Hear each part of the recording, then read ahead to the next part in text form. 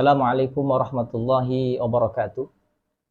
Alhamdulillah wassalatu wassalamu ala sayyidina Muhammadin wa ala alihi wa sahbihi ajma'in, amma ba'du. Rabbi shrah li sadri wa yassir li amri wahlul 'uqdatam min lisani yafqahu qawli. Allahumma la sahla illa ma ja'altu sahla wa anta taj'al hazna idza syi'ta sahla ya sahil lana. Allahumma hdina wa hdi bina waj'alna sababan liman ihtada. Qala al-mu'allif rahimahullahu ta'ala wa adamu nafa' bi'ulumi al-imam Abi Zakaria Yahya bin Sharaf an-Nawawi wa ulumi sa'ir masyayikhi fid dharaini lahumul Fatihah. A'udzu billahi minasyaitonir rajim.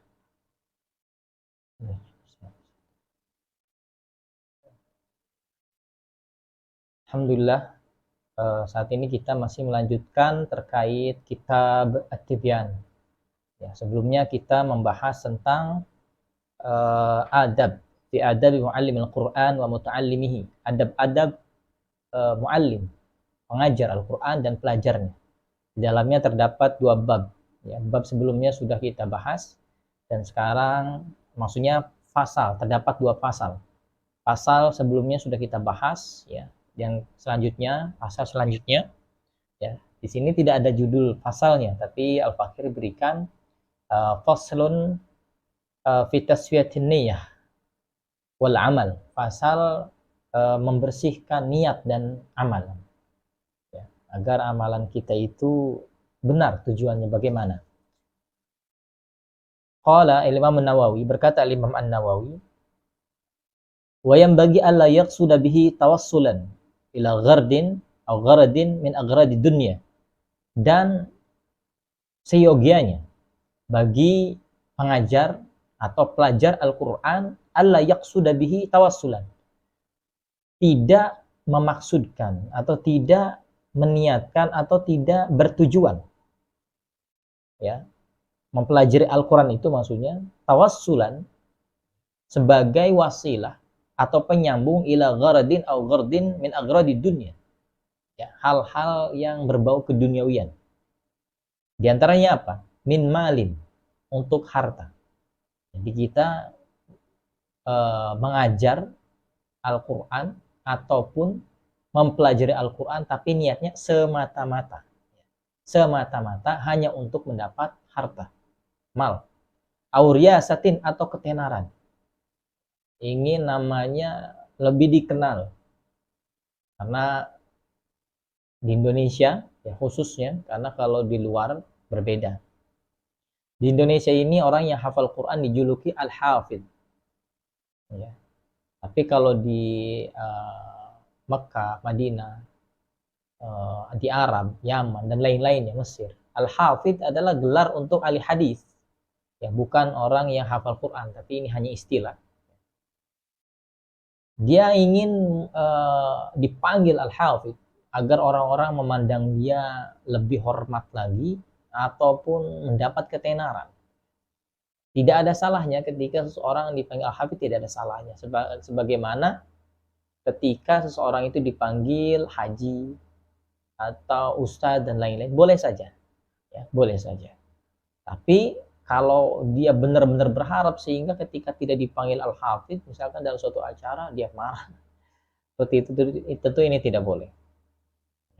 Jadi agar dia dikenal seperti mendapat ketenaran, awajahatin, atau kedudukan, agar dia mendapat kedudukan lebih tinggi di hadapan manusia, bukan di hadapan Allah.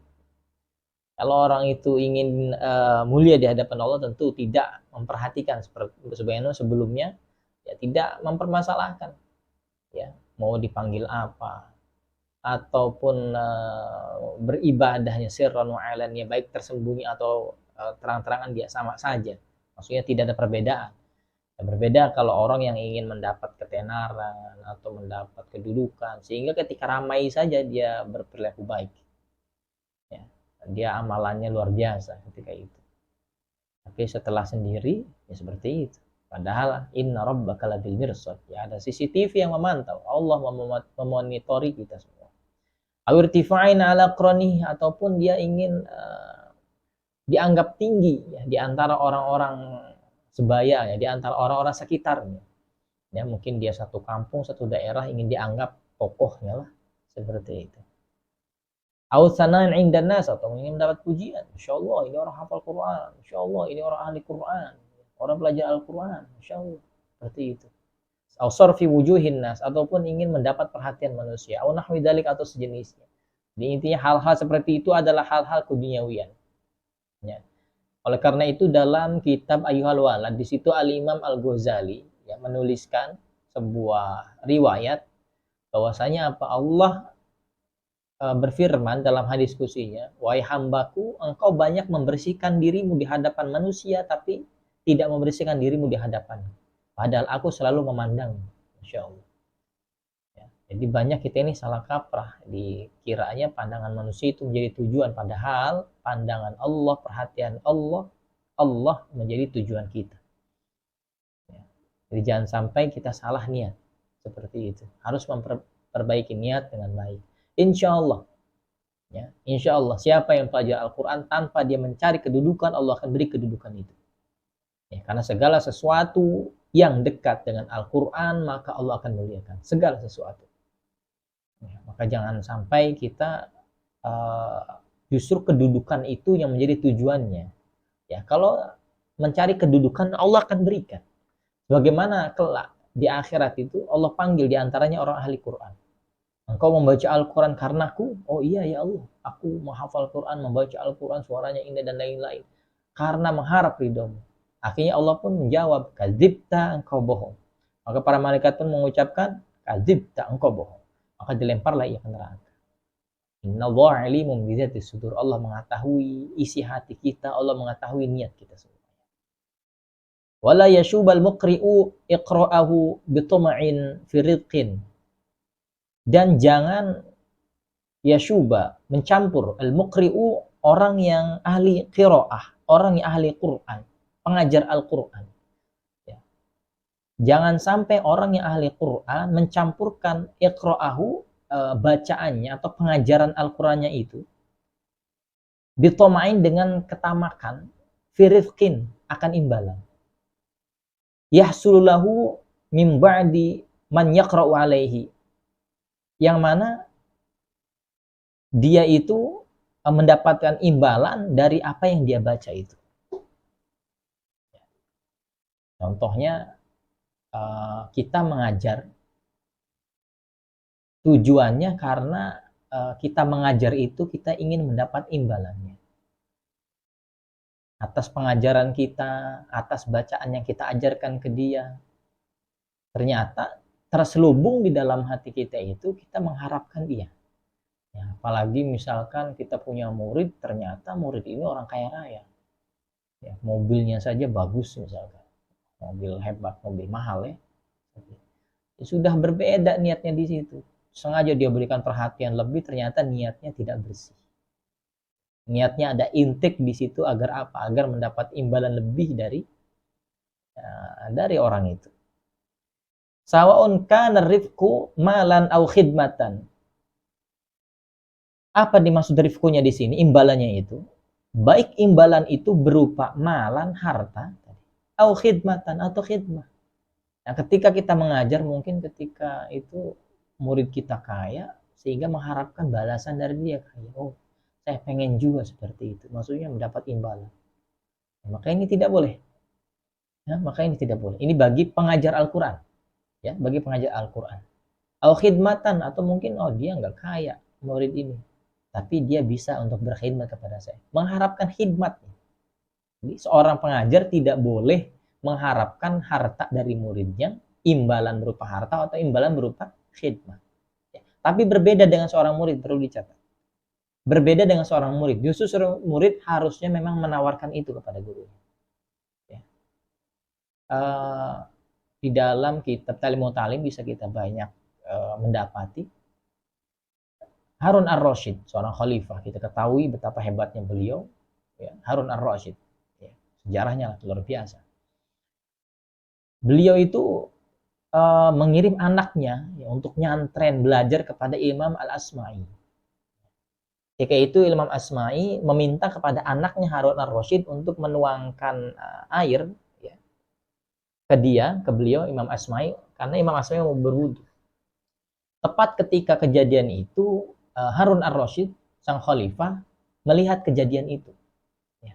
Akhirnya Harun ar-Rasyid menegur, "Wahai Imam Asma'i, aku mengirim anakku di sini untuk mempelajari ilmu dan adabnya. Maka silahkan," ya, bahasanya seperti itu. Ya, mempersilahkan anaknya seorang khalifah. Ya khalifah bukan presiden. Kalau presiden satu negara. Kalau khalifah semua negara Islam. Dulu masa jaya-jayanya Harun ar-Rasyid termasuk pimpinan sangat luar biasa. Ya, masa jayanya, masa keemasan ketika itu. Luar biasa. Siapa yang berani menghadapi beliau? Harun ar-Rasyid. Tapi segitu anak khalifah luar biasa. Beliau meminta kepada Al-Asma'i sebagai gurunya, jangan hanya menuangkan tangan airnya itu kepada dirimu, jangan. Tapi kalau bisa tangan kanan, tangan kirinya menuangkan, tangan kanannya membasuh tanganmu untuk mencuci kakimu itu. Sampai segitu. Ya. Jadi justru seorang murid itu harus berpikir bisa berkhidmat. Jangan alasan dalil ini dia salah memahami. Sehingga, nggak usah saya berkhidmat, salah. Al-Fakir pribadi dahulu ketika nyantren, kita libur itu hari Ahad. Hari Ahad. Dan di situ kita minta ke Bu Nyai ketika itu untuk apa? Untuk membersihin toilet. Sampai segitunya kita. Ya, berkhidmat, memberikan itu. Terkadang ada ustadz yang piringnya kotor misalkan, ininya belum dicuci karena masih pagi, ya kita ambil gitu, kita cuci, kita bersihkan. Sampai ketika mati lampu, tidak ada air, kita bawakan air. Jadi seorang murid harusnya begitu, jangan berpikir sebaliknya. Ataupun kita memberikan hadiah boleh, kita boleh memberikan hadiah. Ya, tapi di sini ada adab-adabnya ya. Ada adab-adabnya, jangan sampai ketika di sekolah kita berikan kepada guru itu nanti khawatir ada pandang-pandang lain dikira nyuap dan lain-lain seperti itu. Ya. Dan ada sebuah riwayat nanti insya Allah di bab selanjutnya adalah guru Quran itu orang yang paling berhak mendapatkan hadiah. Nah, di sini kan nggak boleh katanya. Ini maksudnya adalah pikiran seorang guru. Ya jangan sampai mengharapkan imbalan seperti itu. Harus ikhlas saja. Tapi kalau ada pemberian kita boleh menerimanya. Karena diantaranya adalah untuk menghormati yang memberi itu. Bagaimana kalau kita dijamu, ya ketika menjadi tamu, seharusnya makan yang banyak. Jangan justru tidak makan. Nah, Imam Asy-Syafi'i ketika diundang oleh muridnya Imam Ahmad bin Hanbal, makannya banyak. Tapi anaknya curiga. Anaknya Imam Ahmad bin Hanbal katanya, ini ulama besar yang kau selalu doakan, wahai ayah. Imam Ahmad bin Hanbal ulama besar. Ya, hafal 1 juta hadis. Sholat sunnahnya, sholat malamnya saja, beliau itu istiqomah 300 rakaat. Kalau sakit 150 rakaat, ya bukan tandingan kita lah. Guru muridnya Imam Asy-Syafi'i, beliau mengagungkan, selalu mendoakan. Ya, sampai anaknya kaget. Siapa yang kau doakan selalu ini? Imam Syafi'i. Imam Syafi'i siapa itu? Masya Allah, dia belum kenal. Tapi ketika bertamu ke rumahnya Imam Ahmad bin Hanbal, makanya banyak Imam Syafi'i. Masya Allah. Ya, ini orang ahli ilmu. Ketika penasaran anaknya bertanya kepada ayahnya, seorang imam, makanya banyak. Ya, kisahnya sebenarnya ada beberapa pertanyaan. Ya, tapi kita singkat menjadi satu saja. Akhirnya langsung ditanyakan kepada Imam Ahmad bin Hanbal, bertanya kepada guru Imam Syafi'i, wahai guruku, anakku bertanya, kenapa engkau makan banyak? Imam Syafi'i menjawab, engkau adalah orang soleh, dan aku yakini semuanya berkah. Terdapat keberkahan, maka aku ingin memakan yang banyak, ingin mendapatkan keberkahan di dalam. Imam Ahmad bin Hanbal orang yang zuhud, orang yang waro, sangat berhati-hati. Ya. Orang guru yang memuji muridnya, Masya Allah. Ya. Semuanya tawadu. Nah, ada sebuah ungkapan juga Imam Syafi'i mengatakan, inzarani fabifadlihi wa inzurtuhu fabifadlihi. Ya. Apabila Imam Ahmad bin Hanbal mengunjungiku, mendatangiku, maka itu kemuliaan dia. Sesungguhnya dia itu, maksudnya Imam Ahmad bin Hanbal, memiliki kemuliaan yang luar biasa. Memuji. Tapi ketika aku mengunjungi muridku, sesungguhnya aku menemui kemuliaan dalam muridku ini, dalam diri muridku ini, Imam Ahmad bin Hanbal. Jadi Masya Allah, seorang guru selalu menyanjung muridnya. Wa in qalla, walaupun ya, kita kembali lagi, walaupun lebih sedikit daripada harta atau khidmat, ya berupa khidmat. Ya, jadi bagi seorang murid, saya ulangi lagi, kita harus berkhidmat kepada guru kita karena keberkahan itu didapatkan dari khidmat itu sendiri. Tapi bagi seorang guru tidak boleh kita berpikiran, oh kamu berkhidmat wajib kepada saya dan lain-lain, ya. Tidak boleh seperti itu. Wa in qalla, walaupun lebih sedikit daripada itu. Walau kana ala suratil hadiyah, ya, walaupun lebih sedikit atau berupa hadiah kecil, ya. Allati laula qira'atahu alaihi lama ahdaha ilaihi. Yang mana kalaulah bukan karena pengajaran guru itu, ya tentunya dia pun tidak memberikan hadiah. Maksudnya ya wajar-wajar saja karena dia itu seorang guru mengajari ilmu yang luar biasa yang banyak, maka seorang murid itu ya sewajarnya memberikan hadiah, tapi seorang guru tidak boleh berpikir seperti itu. Ya, sekali lagi ini pikiran seorang guru tidak boleh berpikir agar mendapat imbalan yang berupa duniawi, baik harta, khidmat atau berupa hadiah, tidak boleh. Nah, ini bagi seorang guru. Jadi bagi seorang murid, saya ulangi lagi, hendaklah membahagiakan gurunya. Ya, seperti itu. Qala ta'ala, Allah Subhanahu wa taala berfirman, "Man kana yuridu hasal akhirati nazid lahu fi harthi." Barang siapa yang menginginkan pahala akhirat, keutamaan akhirat, maka aku akan tambahkan keutamaan itu. Ya. Barang siapa ingin memanen pahala di akhirat, maka Allah akan tambahkan itu. Allah akan sukseskan panenannya. Wa man kana yuridu harsad dunya nutihi minha, dan barang siapa yang ingin mengambil keutamaan, memanen, menuai hasilnya di dunia saja, nutihi minha, Allah akan datangkan, Allah akan berikan. Wa ma lahu fil akhirati min nasib, tapi di akhirat tidak mendapat apa-apa. Surat Asy-Syura ayat ke-20. Ya, siapa yang ingin duniawi, Allah berikan dunia. Maka perbaikilah niat kita. Karena sesungguhnya tanpa kita mengharapkan itu semua, kedudukan di dunia, ketenaran di dunia, kemuliaan di dunia, niscaya Allah akan berikan itu semua. Ketika niat kita baik, niat kita lurus, niat kita benar. Dalam firman yang lain, surat Al-Isra ayat ke-18, "Man kan yuridul ajilata ajjalna lahu fiha ma nasya'u liman nuridu jahannam." Dan barang siapa yang menginginkan disegerakan balasannya, ya, atau kedudukannya di dunia, ingin diberikan di dunia, maka Allah berikan. Tapi sekali lagi, wa ma lahu fil akhirati min nasib, nanti di akhirat dia tidak mendapatkan. Kenapa? Karena niatnya sudah salah. Ya, niatnya ingin duniawi, padahal duniawi ini diperumpamakan lebih hina daripada lalat yang oleh Rasulullah SAW. Bahkan siapa yang melaksanakan rakaatanil fajr, ya, melaksanakan 2 rakaat fajar, itu khairum minad dunya wa ma fiha, lebih utama daripada dunia dan isi-isinya. Ya. Dalam ungkapan-ungkapan yang lain dalam kitab-kitab tasawuf, ya, tazkiyatun nafs, dunia itu bangkai. Oh. Maka sangat murah sekali ketika seseorang itu mengharapkan hal dunia. An Nabi Hurairah radhiyallahu anhu qala, dan dari riwayat dari sahabat mulia Abu Hurairah radhiyallahu anhu, qala Rasulullah sallallahu alaihi wasallam bersabda, "Man ta'allama ilman," barang siapa yang mempelajari ilmu, ya, ilmu secara umum, ya, mimma yubtagha bihi wajhullah ta'ala, tapi niatnya bukan mengharap ridha Allah Subhanahu wa taala. Ya, duniawi, keduniawian. La yata'allamuhu illa liyusiba bihi gharadan minad dunya. Dia tidak belajar kecuali niatnya ingin apa? Tujuannya untuk duniawi.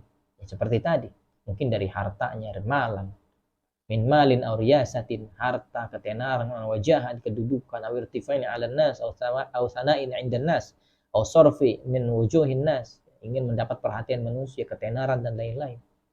Ya. Lam yajid 'arfal jannah yaumal qiyamah, maka dia tidak mencium bau surga, aroma surga kelak di hari kiamat. Allahu akbar. Rawi Abu Dawud, hadis diriwayatkan Imam Abu Dawud dengan sanad yang sahih. Wa mithluhu ahaditsu katsirah, dan semisalnya pun banyak hadis-hadis yang banyak yang diriwayatkan oleh Imam Ibnu Majah dan Imam Ahmad. Ya. Jadi ada seorang yang mempelajari ilmu secara umum, ilmu agama terkhususnya, atau lebih spesifikasinya lagi ilmu Al-Quran, ternyata niatnya bukan karena Allah, ingin mendapatkan keduniawian, ketenaran, kedudukan, ya, ingin mendapat perhatian manusia, dia tidak mencium aroma surga. Dan sebuah riwayat mengatakan aroma surga itu bisa dicium dari jarak 500 tahun perjalanan. Jadi luar biasa, nikmat, ya. Ma la ainun ra'at wala udhunun sami'at wala khatar fi qalbi bashar. Tidak pernah dilihat manusia, tidak pernah terdengar, ya. Walaupun kita pernah mendengar keutamaan-keutamaannya, tapi Maksudnya ketika masuk surga lebih nikmat lagi luar biasa. Dan tidak terbesit di dalam hati. Walaupun kita mungkin pernah membayangkan surga bagaimana, tapi di surga lebih nikmat. Gitu. Sangat merugi sekali orang yang mempelajari ilmu itu niatnya bukan karena lillahi ta'ala. Wa Anas wa Hudzaifah wa Ka'ab ibn Malik, dari sahabat Anas dan Hudzaifah dan Ka'ab ibn Malik radhiyallahu anhum, semoga Allah meridai mereka semuanya, para sahabat mulia. Anna Rasulullah sallallahu alaihi wasallam qala, Rasulullah sallallahu alaihi wasallam bersabda, man talabal ilma, barang siapa yang menuntut ilmu, ya, liyumariya bihi sufaha, untuk mendebat, ya, as-sufaha, orang-orang bodoh. Jadi dia pengen dianggap alim, mendebat orang-orang awam, ya. Au yukatsira bihil ulama, ataupun untuk membanggakan diri di hadapan ulama, ya, naudzubillah. Au yasrifa bihi wujuhan nas ilaihi, ataupun agar manusia itu tertuju kepada dia, ya, dianggap pintar, dianggap alim, dianggap ahli. Fal yatabawwa maq'adahu minan nar, maka bersiaplah tempat duduknya di neraka. Wal a'yadzu billah. Yang sangat mengerikan sekali. Rawahu Tirmidzi. Hadis riwayat Imam At-Tirmidzi min riwayatin Ka'ab ibn Malik, dan dari riwayat Ka'ab ibn Malik radhiyallahu an, wa qala adkhalahu an-nar, Allah akan masukkan ia ke dalam neraka. Ya, naudzubillah min dzalik. Makanya di sini kita harus memperhatikan niat kita baik-baik sebagai pengajar, sebagai guru, ya. Dan insya Allah ketika niat kita sudah baik, maka di situ Allah akan berikan ganjaran yang sangat luar biasa. Allah Allah, banyak bicara, banyak salah. Mohon diluruskan jika ada kesalahan kepada kami langsung. Subhanakallah wa bihamdika asyhadu an la ilaha illa anta astaghfiruka wa atubu ilaik. Assalamualaikum warahmatullahi wabarakatuh.